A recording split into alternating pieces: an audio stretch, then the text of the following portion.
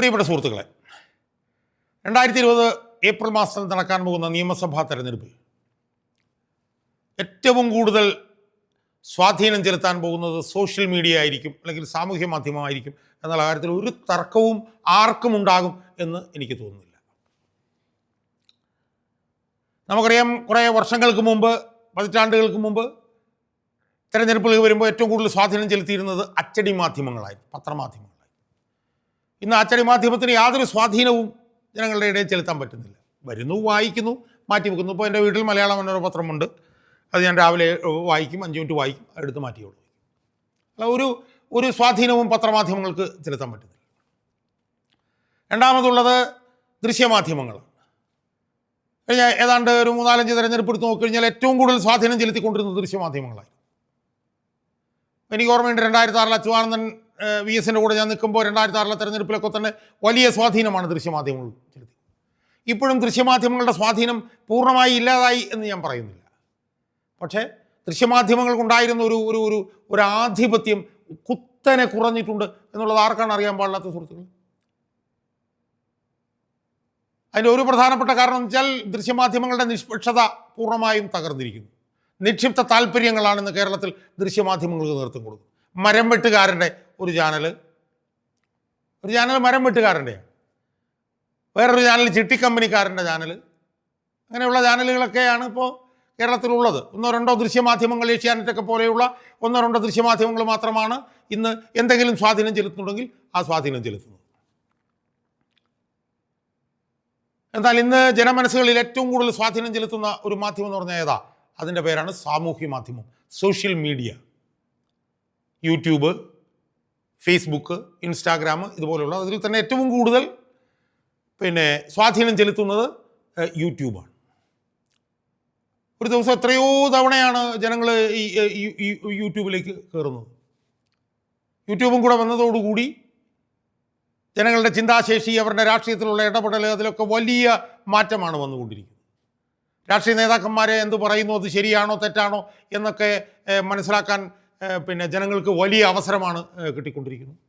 അപ്പം ഞാൻ തന്നെ കഴിഞ്ഞ 3-4 വർഷക്കാലമായി ജനങ്ങളോട് എല്ലാ ദിവസവും സംവദിച്ചു കൊണ്ടിരിക്കുന്ന പ്രതിപക്ഷം എന്ന് പറയുന്ന യൂട്യൂബ് ചാനലിൽ കൂടിയാണ്. 2400ഓളം വീഡിയോകൾ ഞാൻ ചെയ്തു. ആ 3-5 വർഷത്തിനുള്ളിൽ ഈ പ്രതിപക്ഷ യൂട്യൂബ് ചാനൽ ഏതാണ്ട് ഒരു 7 കോടി തവണയെങ്കിലും ജനങ്ങൾ സന്ദർശിച്ചിട്ടുണ്ട് എന്നാണ് എനിക്ക് മനസ്സിലാക്കുന്നത്. ഞാൻ 1-2 വീഡിയോകളാണ് ചെയ്യുന്നത്. പക്ഷേ അതിലെ ഹിറ്റ്സ് എന്ന് പറയുന്നത് 7 കോടിയിൽ പരമുണ്ട് ലോകത്തെമ്പാടും എന്നുള്ളത്. അപ്പോൾ സാമൂഹ്യ മാധ്യമങ്ങളിൽ ചെലുത്തുന്ന ഒരു വലിയ സ്വാധീനമാണ് അത് പ്രകടിപ്പിക്കുന്നത്. ഇപ്പോൾ DNA ന്യൂസ് മലയാളം എന്ന് പറഞ്ഞൊരു യൂട്യൂബിൽ ഏതാണ്ട് 170-180ഓളം ഇൻ്റർവ്യൂകൾ, ഏതാണ്ട് അരമണിക്കൂർ നീണ്ടു നിൽക്കുന്ന ഇൻ്റർവ്യൂകൾ തുടർച്ചയായി പൊതുപ്രവർത്തനം എന്നുള്ള നിലയിൽ എനിക്ക് ചെയ്യാൻ കഴിഞ്ഞു. അപ്പോൾ ആ നിലയിലുള്ള ഒരു വലിയ ഇടപെടൽ സാധ്യത ഈ സാമൂഹ്യ മാധ്യമങ്ങളിലൂടെ ഇന്ന് ഉണ്ടായിരിക്കുകയാണ്.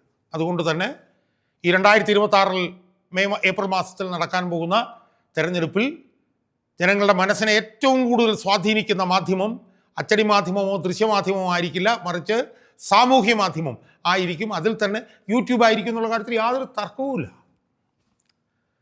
അതുകൊണ്ട് തന്നെ ആ മേഖലയിൽ സ്വാധീനം വർദ്ധിപ്പിക്കാൻ വേണ്ടിയിട്ട് രാഷ്ട്രീയ പാർട്ടികൾ വലിയ ശ്രമം നടത്തിക്കൊണ്ടിരിക്കുകയാണ് കേരളത്തിൽ.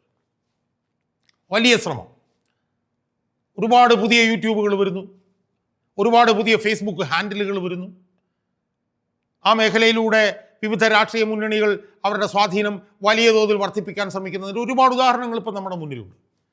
അതിലേറ്റവും സുസംഘടിതമായി സാമൂഹ്യ മാധ്യമങ്ങളിൽ ഇടപെട്ടുകൊണ്ട് തങ്ങളുടെ സ്വാധീന ശക്തി വർദ്ധിപ്പിക്കാൻ ശ്രമിക്കുന്ന 2 സംവിധാനങ്ങളുണ്ട്. ഒന്ന് ഇടതുപക്ഷ ജനാധിപത്യ മുന്നണിയും മറ്റൊന്ന് BJPയും. ഇടതുപക്ഷ ജനാധിപത്യ മുന്നണി തന്നെ CPMഉം, ദേശീയ ജനാധിപത്യ സംഘത്തിൽ BJPയും. ഇവരെ 2 പേരെ സംബന്ധിച്ചിടത്തോളം പണമൊന്നും അവർക്ക് യാതൊരു പ്രശ്നവുമില്ല. നമുക്കറിയാം, BJPക്കും പണം പ്രശ്നമല്ല, 10 വർഷമായി അധികാരത്തിലിരിക്കുന്ന കോൺഗ്രസിനും പണം പ്രശ്നമല്ല.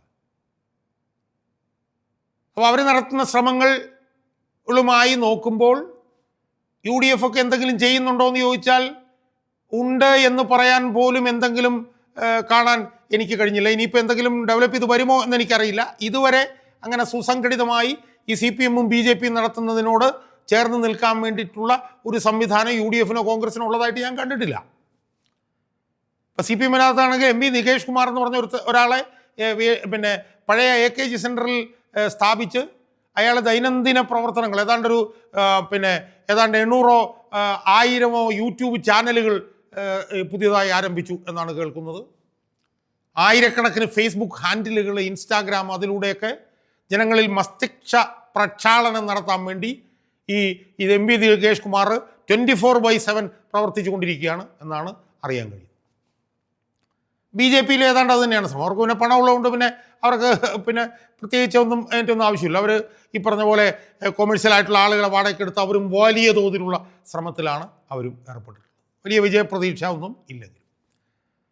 എന്നാൽ മറുഭാഗത്ത് UDFിലേക്ക് നമ്മളൊന്ന് കണ്ണെറിഞ്ഞാൽ നോക്കി ഒന്ന് കണ്ണു നട്ടാൽ എന്താ കാണാൻ കഴിയുന്നു? ഈ CPMO അല്ലെങ്കിൽ BJPയോ നടത്തുന്ന സാമൂഹ്യ മാധ്യമത്തിൽ നടത്തുന്ന സുസംഘടിതമായിട്ടുള്ള ശ്രമങ്ങൾക്ക് ഒപ്പം നിൽക്കുന്നത് ഒരു ശ്രമവും UDFിൻ്റെ ഭാഗത്തുനിന്നോ കോൺഗ്രസിൻ്റെ ഭാഗത്തുനിന്നോ ഉള്ളതായിട്ട് കാണാൻ കഴിയുന്നില്ല. UDFിൽ ആകെപ്പാടെ മുസ്ലിം ലീഗിൻ്റെ ഭാഗത്തുനിന്ന് എന്തെങ്കിലുമൊക്കെ ഒരു ഇടപെടൽ പിന്നെ ഈ സാമൂഹ്യ മാധ്യമങ്ങളിൽ ഉണ്ടെങ്കിൽ അത്രയേ ഉള്ളൂ. അല്ലാതെ ഈ CPMും BJPയും നടത്തുന്ന പോലെ സുസംഘടിതമായിട്ടുള്ള സാമൂഹ്യ മാധ്യമങ്ങളിലുള്ള ഇടപെടലൊന്നും പിന്നെ UDFിൻ്റെ കോൺഗ്രസിൻ്റെ ഭാഗത്തുനിന്ന് എനിക്ക് കാണാൻ കഴിഞ്ഞിട്ടില്ല. കാരണം ഞാൻ ഈ സാമൂഹ്യ മാധ്യമങ്ങളിൽ സജീവമായിട്ടുള്ള ഒരാളാണ് എന്നുള്ളത് കൊണ്ടാണ് എനിക്കത് സൂചിപ്പിക്കാൻ കഴിയും. അവരൊരു തെരഞ്ഞെടുപ്പ് പ്രചരണ സമിതി രൂപീകരിച്ചിട്ടുണ്ട്. അതിൻ്റെ അധ്യക്ഷനാണ് രമേശ് ചെന്നിത്തല. അതിൻ്റെ യോഗങ്ങളൊക്കെ നടക്കുന്നുണ്ടെങ്കിലും അതിൻ്റെ എന്തെങ്കിലുമൊക്കെ പ്രവർത്തനങ്ങളൊന്നും പ്രകടമായി നമുക്ക് കാണാൻ കഴിഞ്ഞിട്ടില്ല. നാളെ എന്തെങ്കിലും ഉണ്ടാവുമെന്ന് എനിക്കറിയില്ല. എന്നാൽ CPMൻ്റെയും BJPയുടെയും ആ മേഖലയിലുള്ള പ്രവർത്തനങ്ങൾ നമുക്ക് അനുഭവവേദ്യമാണ്. നമുക്ക് കൃത്യമായിട്ട് നമുക്ക് കാണാൻ കഴിയും. ഇനി കുറച്ച് ദിവസങ്ങളിലൂടെ കഴിയുമ്പോൾ KPCC പ്രസിഡൻ്റായിട്ടുള്ള സണ്ണി ജോസഫ് മത്സര രംഗത്തേക്ക് പോകും. KPCC വൈസ് പ്രസിഡൻ്റായിട്ടുള്ള AP അനിൽകുമാർ മത്സര രംഗത്തേക്ക് പോകും. KPCCയിലെ മറ്റൊരു വൈസ് പ്രസിഡൻ്റായിട്ടുള്ള PC വിഷ്ണുനാഥ് മത്സര രംഗത്തേക്ക് പോകും. പ്രചരണ രംഗത്ത് അധ്യക്ഷനായിട്ടുള്ള രമേശ് ചെന്നിത്തലയും മത്സര രംഗത്തേക്ക് പോകും. അങ്ങനെ വന്നു കഴിയുമ്പോൾ ആകെ ഒരു KPCC വൈസ് പ്രസിഡന്റ് മാത്രമായിരിക്കും ബാക്കിയുള്ളത്. അദ്ദേഹത്തിന് വരാൻ ഷാഫി പറമ്പിൽ. അതായിരിക്കും ഇനി വരാൻ പോകുന്ന സ്ഥിതി. അപ്പോൾ ഈ LDFും NDAയും അല്ലെങ്കിൽ CPMും BJPയും ഒക്കെ ആയിട്ട് പോകുമ്പോൾ നോക്കുമ്പോൾ താരതമ്യേന വളരെ വളരെ ദുർബലമാകേണ്ടതാണ് ഈ പ്രതിപക്ഷത്തിൻ്റെയും യൂട്യൂബിൻ്റെയും പ്രതിപക്ഷത്തിൻ്റെയും കോൺഗ്രസിൻ്റെയും ഒക്കെ പിന്നെ സാമൂഹ്യ മാധ്യമങ്ങളിലെ സാന്നിധ്യം. കാരണം അവർ സുസംഘടിതമായിട്ടൊന്നും ചെയ്യുന്നതായിട്ട് നമ്മൾ കാണുന്നില്ല. അവർക്ക് ഈ CPMനെ സംബന്ധിച്ചിടത്തോളം BJPയെ സംബന്ധിച്ചിടത്തോളം നോക്കുമ്പോഴും പണത്തിൻ്റെ വളരെ ബുദ്ധിമുട്ടും അവർക്കുണ്ട്. കാരണം 10 വർഷമായിട്ട് അവർ അധികാരത്തിൽ ഇല്ലായിരുന്നല്ലോ. CPM 10 വർഷമായിട്ട് അധികാരത്തിലുണ്ടായിരുന്നു. BJP ഇപ്പോൾ 3 ടേമായിട്ട് കേന്ദ്രത്തിൽ. അപ്പോൾ അവരുടെ എല്ലാം പണമുണ്ട്, ഇവരുടെ പണവുമില്ല. പക്ഷേ എന്നിരുന്നാലും നമ്മളെ അത്ഭുതപ്പെടുന്ന ഒരു കാര്യം എന്താ സുഹൃത്തുക്കളെ? ഈ CPMും BJPയും ഒക്കെ സുസംഘടിതമായി സാമൂഹ്യ മാധ്യമങ്ങളിൽ വലിയ ഇടപെടൽ നടത്തുന്നുണ്ടെങ്കിലും അതിനോടൊപ്പം നിൽക്കുന്ന സുസംഘടിതമായിട്ടുള്ള സാമൂഹ്യ മാധ്യമ ഇടപെടൽ UDFിനോ കോൺഗ്രസിനോ ഒന്നും നടത്താൻ കഴിയുന്നില്ലെങ്കിൽ പോലും സാമൂഹ്യ മാധ്യമങ്ങളിൽ സർക്കാർ വിരുദ്ധമായിട്ടുള്ള ഈ മെറ്റീരിയലിൻ്റെ ഒരു തള്ളിക്കയറ്റം നമുക്ക് യൂട്യൂബിലും ഒക്കെ നമുക്ക് കാണാൻ കഴിയുന്നുണ്ട്. എന്നാൽ സുസംഘടിതമായി UDFുകാർ വല്ല കോൺഗ്രസ്സുകാരോ ഒന്നും ചെയ്യുന്നില്ല എന്നതും ഒരു വസ്തുതയാണ്. അപ്പം സുസംഘടിതമായി UDFുകാരും കോൺഗ്രസ്സുകാരും ഒന്നും ചെയ്യുന്നില്ലാതിരുന്നിട്ടും ഈ സർക്കാരിനെതിരെയും ഈ പിണറായി വിജയനെതിരെയും ഈ പറഞ്ഞതുപോലെ വീണ ജോർജിനെതിരെയും ഈ സർക്കാർ വിരുദ്ധമായിട്ടുള്ള ഒരുപാട് വിഷയങ്ങൾ യൂട്യൂബിൽ നമുക്ക് ദൈനംദിനം കാണാൻ കഴിയുന്നു. നമ്മളെ അത്ഭുതപ്പെടുത്തുന്ന നിലയിലുള്ള ഈ പറഞ്ഞ പോലെ AI ജനറേറ്റഡ് ആയിട്ടുള്ള കാര്യങ്ങൾ, ആക്ഷേപഹാസ്യങ്ങൾ, ട്രോളുകൾ, വീഡിയോകൾ, അതിൻ്റെ ഒരു തള്ളിക്കയറ്റമാണ് യൂട്യൂബിൽ. പക്ഷേ അങ്ങനെ തള്ളിക്കയറി ചെയ്യാൻ കഴിയുന്ന നിലയിൽ UDFോ അല്ലെ കോൺഗ്രസ്സോ ഒന്നും ചെയ്യുന്നില്ല താനും. അപ്പോൾ പിന്നെ ഇതെങ്ങനെയാണ് സംഭവിക്കുന്നത് എന്നുള്ളത് ഞാനൊന്ന് പരിശോധിച്ച് നോക്കിയപ്പോൾ എനിക്ക് മനസ്സിലായ ഒരു കാര്യം എന്ന് വെച്ചാൽ CPMൻ്റെയും BJPയുടെയും ഭാഗത്തുനിന്ന് അവർ സുസംഘടിതമായി ശ്രമങ്ങൾ നടത്തുമ്പോൾ CPMനെതിരായിട്ടും സർക്കാരിനെതിരായിട്ടും UDFും കോൺഗ്രസും ഒന്നും ചെയ്യുന്നില്ലെങ്കിലും ജനങ്ങൾ അവരുടേതായ നിലയിൽ സ്വതന്ത്രമായി വലിയൊരു ഇടപെടൽ ഈ സർക്കാരിനെതിരെയും പിണറായി വിജയനെതിരെയും CPMനെതിരെയും അവർ സാമൂഹ്യ മാധ്യമത്തിൽ നടത്തിക്കൊണ്ടിരിക്കുന്നു. അതാണ് ഏറ്റവും അത്ഭുതകരമായിട്ടുള്ള കാര്യം. അവർ കോൺഗ്രസിന് വേണ്ടിയോ അല്ലെങ്കിൽ അവർ UDFിന് വേണ്ടിയോ അല്ലെങ്കിൽ അവരുടെ നിന്ന് പൈസ മേടിച്ചിട്ടോ അല്ലെങ്കിൽ അവരുമായിട്ട് എന്തെങ്കിലും കരാറുണ്ടാക്കിയിട്ടൊന്നും അല്ല അവർ ചെയ്യുന്നത്. അവരുടേതായിട്ടുള്ള രീതിയിൽ പിണറായി വിജയനെതിരായി ട്രോളുകൾ ചെയ്യുന്നു, പിണറായി വിജയനെതിരായിട്ട് വീഡിയോകൾ ചെയ്യുന്നു, പിണറായി വിജയനെതിരായിട്ട് AI ജനറേറ്റഡ് ആക്ഷേപഹാസ്യം ചെയ്യുന്നു, MP ഗോവിന്ദന് എതിരായിട്ട് ആക്ഷേപഹാസ്യം ചെയ്യുന്നു, വീണ ജോർജിനെതിരായിട്ട് ചെയ്യുന്നു. അതെല്ലാം ജനങ്ങൾ സ്വതന്ത്രമായി അവരുടെ രാഷ്ട്രീയ താല്പര്യങ്ങൾക്കനുസരിച്ച് സർക്കാരിനെതിരായി ചെയ്തുകൊണ്ടിരിക്കുന്നതാണ്. അതാണ് ഏറ്റവും പ്രധാനം.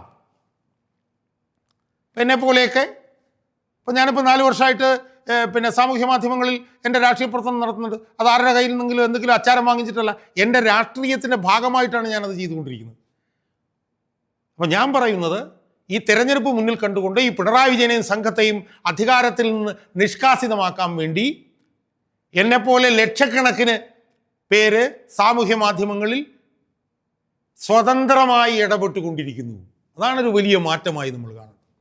അവർ UDF വേണ്ടിയോ അല്ലെങ്കിൽ കോൺഗ്രസിന് വേണ്ടിയോ ഒന്നുമല്ല.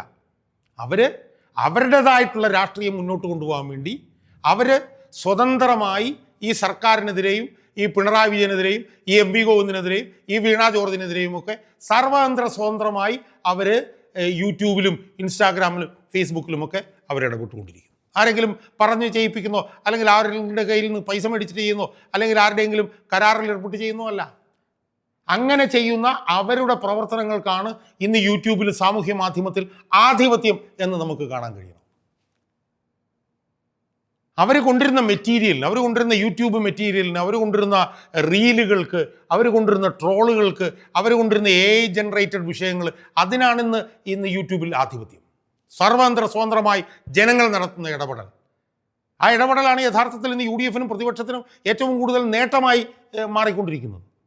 അത് ജനങ്ങൾ UDF അനുകൂലമായി ചെയ്യുന്നതാണ് എന്ന അഭിപ്രായം എനിക്കില്ല. പക്ഷേ പിണറായി വിജയനെതിരായി, ഈ സർക്കാരിനെതിരായി, വീണ ജോർജിനെതിരായി, ശിവൻകുട്ടിക്കെതിരായി, MP ഗോവിന്ദനെതിരായിട്ടൊക്കെ ജനങ്ങൾ അടപടലം ഈ യൂട്യൂബിൽ ഇറങ്ങി ചെയ്യുന്ന ഈ പ്രവർത്തനമാണ് യഥാർത്ഥത്തിൽ UDF കോൺഗ്രസിനും ഏറ്റവും കൂടുതൽ ഗുണമുണ്ടാകാൻ പോകുന്നത് എന്ന് നമ്മൾ മനസ്സിലാക്കുക. പഞ്ചായത്ത് തെരഞ്ഞെടുപ്പിൽ ഇത് തന്നെയാണ് സംഭവിച്ചത്. ജനങ്ങൾ ഇറങ്ങി അങ്ങ് വോട്ട് ചെയ്യുകയാണ് ചെയ്തത്. അല്ലാതെ UDF അല്ലെങ്കിൽ കോൺഗ്രസോ എന്തോ നടത്തിയ വലിയ പ്രവർത്തനത്തിൻ്റെ ഭാഗമായിട്ടാണ് ജയിച്ചത്, ഒന്നുമല്ല. ജനങ്ങൾക്ക് ഈ ഗവൺമെൻറ്റിനെ നിഷ്കാസിതമാക്കണം, അതിനുവേണ്ടി ജനങ്ങൾ ചെയ്ത പ്രവർത്തനമാണ്. അതേ പ്രവർത്തനം തന്നെ ലക്ഷക്കണക്കിന് ജനങ്ങൾ ഇപ്പം സാമൂഹ്യ മാധ്യമത്തിലൂടെ ചെയ്തുകൊണ്ടിരിക്കുകയാണ്. അതിനാണിന്ന് ആധിപത്യം. ആ ആധിപത്യത്തിൻ്റെ മുന്നിൽ CPM BJP ഒക്കെ സുസംഘടിതമായി ചെയ്യുന്ന ഈ ശ്രമങ്ങളൊക്കെ അമ്പേ പരാജയപ്പെട്ടിരിക്കുകയാണ്. അതുകൊണ്ട് യൂട്യൂബിലൂടെ ലക്ഷക്കണക്കിന് ജനങ്ങൾ സ്വതന്ത്രമായി നടത്തിക്കൊണ്ടിരിക്കുന്ന ഈ ശ്രമമാണ് ഈ വരാൻ പോകുന്ന തെരഞ്ഞെടുപ്പിൽ UDF കോൺഗ്രസിനും ഏറ്റവും വലിയ നേട്ടമായി ഭവിക്കാൻ പോകുന്നത് എന്നുള്ള കാര്യത്തിൽ ഒരു തർക്കവും ആർക്കും വേണ്ട.